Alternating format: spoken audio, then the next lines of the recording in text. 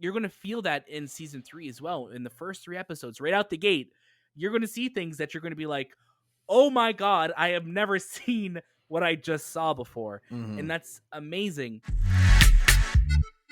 Hello and welcome to the Movie Podcast spoiler-free review of The Boys Season 3. My name is Daniel, and joining alongside me are my boys, Anthony. What up? And Shahbaz. I don't think in the over 11 years I've known Anthony, ever heard him say, "What up?" like What that. But you know what? I up? appreciate it. Hi, everybody. How's everyone doing today? Oh, Uh, you're all doing well? Sounds good. They're all good. They're all so excited to hear us talk about the first 3 episodes of The Boys. Yes, of course. Anthony, what up with you? What's going on? What? I am up. I'm just trying to talk like he talks now. I'm just living life, living life like a boy's life. Man, are you Pinocchio? What is this? A boy's life? I Yeah, was fake, I'm sorry. and then now I'm real. What? You guys wish me to a real life. This review has started off so unhinged already. I don't even know what's happening. Anthony is throwing out gang signs for some reason. Yeah, make sure you're watching the video of this too. You can watch it on youtube.com/TheMoviePodcast, and you can see everything that you're hearing. If it sounds terrible, you could also see us in person too to make it even worse. You Which see is my great. clock? This is my Stranger clock. Things clock. Oh, Thank God you said clock. Shahbaz, how are you doing? I'm doing great, but also really want to quickly shout out Anthony's also rocking some merch as well. He is rocking some merch. He's rocking a movie podcast shirt, which is available now. If you check out the show notes in the episode that you're listening to, no matter if it's on YouTube, Apple Podcasts, Spotify, wherever you're listening to us, you can see our show notes, and you can check out our Bonfire page. We're partnering with the good folks at Bonfire to bring you official merch for the movie podcast. Right, and right. If you want to help us support us, keep the lights and the mics on, that's the best way to do it. Look, at the end of the day, summer is here. Who doesn't want to look good rocking a nice movie podcast shirt? That's And what I I'm think- saying. And I think that, this is the best shirt to wear anywhere. You want to go to a funeral, movie podcast shirt. You want to go to We a got it in birthday, black. movie podcast shirt. You We want to got it in blue. go you want to go to a bar mitzvah, you want to go to an Eid celebration, Yep. movie podcast. We got him in shirt. gray. We got them in every color. Religiously ambiguous, Gray is religiously ambiguous. It's just true.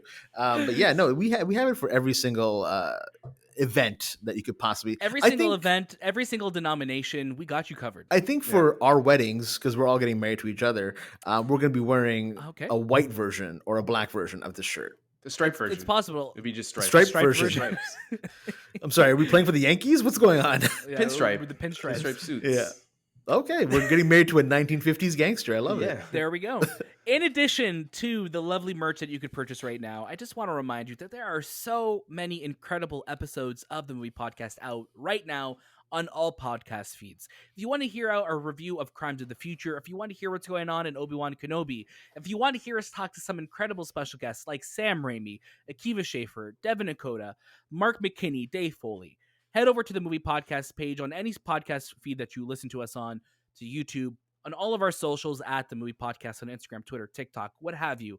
We're there. We're making some incredible episodes, and I couldn't be prouder of the month that we just came off of in May. It's one of the biggest months ever in the history of the Movie Podcast, and we want to continue that momentum.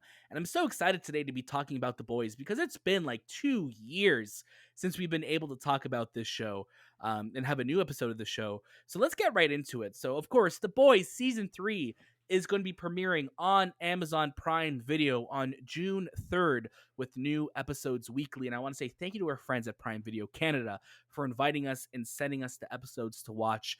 Today, like I said, it's just on the first 3 episodes. This is going to be spoiler-free, so don't worry. We won't spoil anything. And then you get to watch the first 3 episodes on June 3rd. So that is tomorrow if you're listening to this on the day of release. Let's dive right into it. What's going on in the show? I'm going to give you a quick little synopsis, and then I'm going to kick it over to Anthony for his first reaction. It's been a year of calm. Homelander's subdued.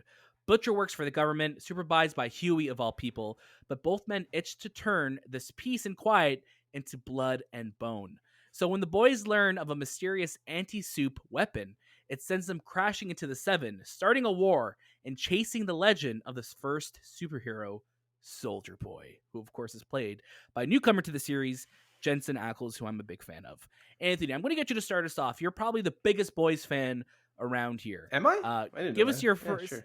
I think you are. I think you are. Again, we all love the show, but I think when I think of what you always talk about, what you want to see in superhero movies, blood and bone, makes me And think death. of you and death. So I'm gonna get you to start us off with your first reactions to season 3, the first 3 episodes. Yeah, with the last season ending, with the we'll say the Becca storyline ending, and Butcher now living a life that he doesn't have to chase after Becca anymore. She's passed.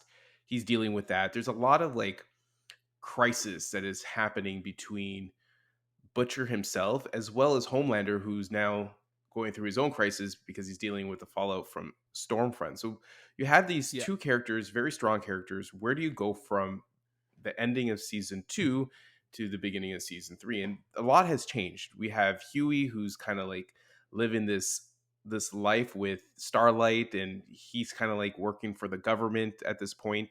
He's working as I think they're like the Federal Bureau of Human Affairs, Superhuman Yep. Affairs. So he has a suit job, and he's working with Victoria Newman, Victoria Doumit. right? Yep. And Butcher kind of works underneath him in a sense. And there's this power switch between the two where Huey is now in charge and Butcher isn't. So you got a lot of like struggles that Butcher's going through, and then you have Homelander, who is just not doing well. His numbers are down. A lot of like, Starlight's racking in more of the claps and the we'll Yeah, say the the points, the political points. points, all of those, the social media engagements, those are all things that are super important to the superheroes of this world, right? And so you have two dynamics from each end of this story. Now, I guess the directors and writers have created like a little bit of this relationship between the two, that they've found that what if somehow we put these two together in some sort of historical battle or something that kind of leads to them actually fighting. And you probably see it in the trailer. Butcher has superpowers at this point in this series. How does he get them? That's something you're going to find out. But the power struggle between these two have changed drastically, because now that Butcher has powers, Homelander has powers, there's a big fight that's brewing. And Butcher, even though Beck has passed, he still has a lot of hatred for Homelander, and he has a lot of hatred Yes. and that's where the story really continues.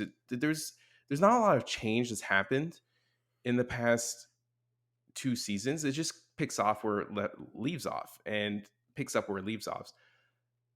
But it's just building this world, this story that's, superheroes are not all good and majority aren't. And there's a lot of like world dynamics that are brought into it, like Black Lives Right. Matter. And we have Soldier Boy, who's kind of like the Captain America. And there is a lot of different avenues that you're going down in this season, which I really like. I think this season is a lot better than the second season. But then there's those crazy sequences, those really creative sequences for the depraved, we'll say. And you'll see that in the first episode. Like some of them were just like, I couldn't believe what was happening. Yeah, we're doing this. But if you're into the boys and you like the C words and you love the blood and guts and you love the violence, like the C words, you love the C word, this is it for you. And I think the boys just steps up to another level again this year with his storytelling. Again, it's nothing life changing, but it doesn't have to be, because this is just a story about superheroes who are bad and need to be taken care of. right? And I think that's where I'm at with the first 3 episodes. Again, we're no spoilers or anything for what's to come. We've seen a few more episodes. I think we've seen, full disclosure, we've seen the first 5 episodes. We're only talking about the first 3, Yeah. but the first 3 is a great kind of just reintroduction into the world, and that's what I think it does really well. Is that if you're a fan of the boys, you're going to love what you see in these first 3 episodes, because it's more of the boys. It's bringing you back into this world. It's setting up all the stakes for what we're going to see this season, for hopefully what's going to be an explosive rest of the season that we're going to see. But it's great. And I think all of the characters that you love, especially like Homelander, you love hating him. He is really broken, and he's in a different spot, in a different power dynamics, like Antony was talking about. We're in a different spot with him right now. So it's nice seeing him on the back foot. It's nice seeing him dealing with that ambiguity and just dealing with like I don't know what's going to happen going forward. But then remembering we're in the world of the boys, so there's also going to be a lot of nudity and just violence and just body gore that is just so over the top, which I think the show relishes in, and I think does it out of shock value. I think now too, because of course they can do it, and you're on a network with streaming, and you're doing an adult show. You could be as crazy as you want, because the comics get even crazier, and I think the craziness is only going to get amped up even more as the series go on. Shay, where are you at with the boys season 3?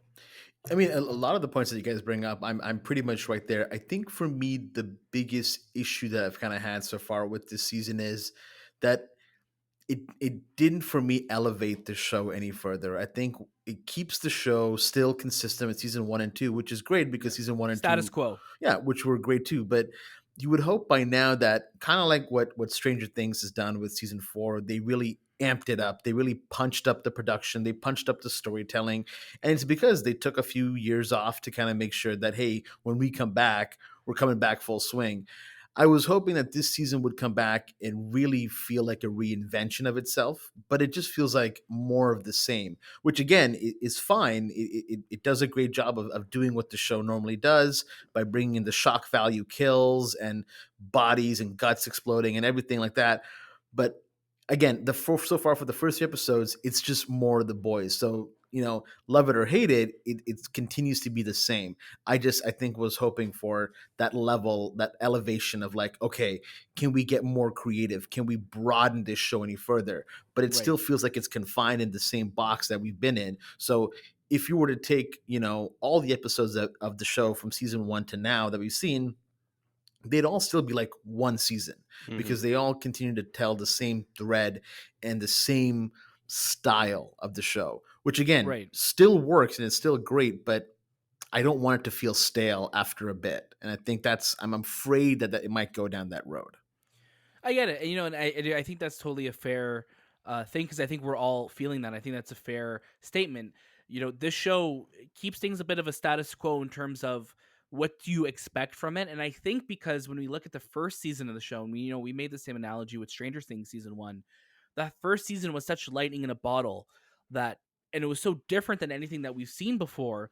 But now that because we're so used to the world that it plays in, and we're used to things being over the top and crazy and seeing some of the wildest things that we've ever seen to screen. Honestly, I think the boys, when you look at season 1 and 2, there are things that happen in those seasons that I've never seen on a screen before. And I think the show does such a damn good job of doing that. And you're going to see the same. You're going to feel that in season 3 as well. In the first 3 episodes, right out the gate, you're going to see things that you're going to be like, oh my God, I have never seen what I just saw before. And that's amazing. But when you're constantly, kind of living in that world of that shock value, you become a little desensitized to it when you see it in the show. Right. So I'm hoping going forward, the show is going to continue to elevate and go forward and push the boundaries of what we've seen to make us feel uncomfortable, to make us scared.